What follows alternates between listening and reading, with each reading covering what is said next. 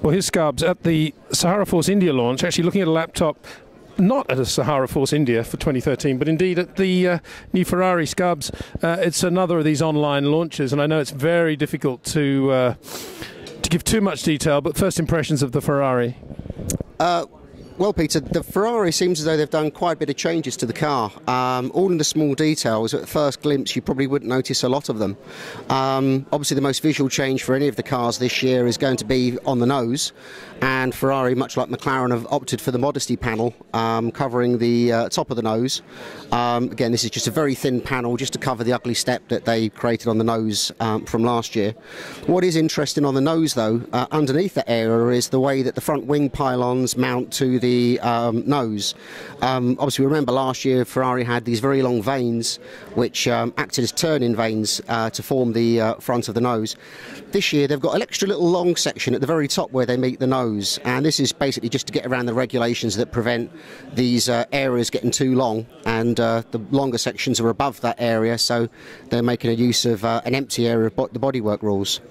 Going further back along the car retains the same pull rod front suspension, which obviously they innovated with last year, or reintroduced last year. It's not a new idea. Ferrari have said that they've actually changed the pull rod around very slightly this year just to help access, because obviously with the springs of the dampers now being at the bottom of the footwell, the mechanics have to put their hands in quite deep to be able to remove bits and pieces, so that starts to make things quite difficult for them. Further back along the car, the side pods very much the same as last year, what we called the ISA ducts last year that eventually merged into the kind of the semi-coanda setup that McLaren used, that Ferrari adopted by about the Spanish Grand Prix of last year. That's been developed and moved on a bit more. The side pods cooling, which is another area Ferrari had problems with, they've actually kept a very similar setup to what they had last year. They're exiting most of the hot air out the back of the side pods rather than out through this big centre tunnel exit that the Red Bull have obviously been using for quite a few years. So again, Ferrari following their own path in that area. And then we go to the very back of the car, and this appears to be the area where they've made the most changes.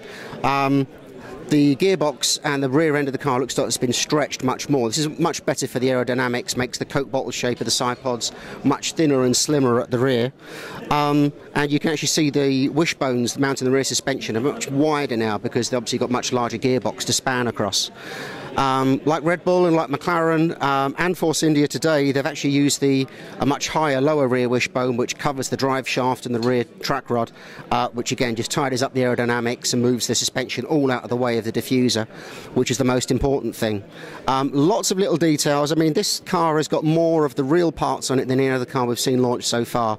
The rear brake ducts have got all sorts of new little slots and details on.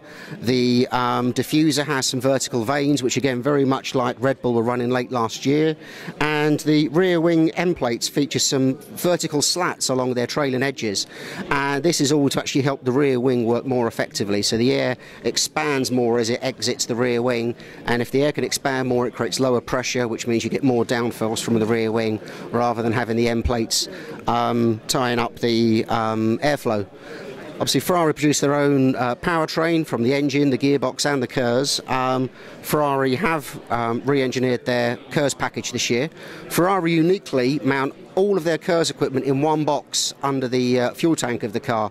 So this module contains both the motor generator, which obviously charges and powers the engine when KERS is being used, and that module also contains the batteries and the power electronics. Ferrari got a very neat setup on their KERS setup. So all in all, it looks like Ferrari have made a big step, probably some of the changes that they wanted to have made last year that weren't able to during the season with a lack of testing and development time. So interesting step from Ferrari, and it should be a competitive year for them.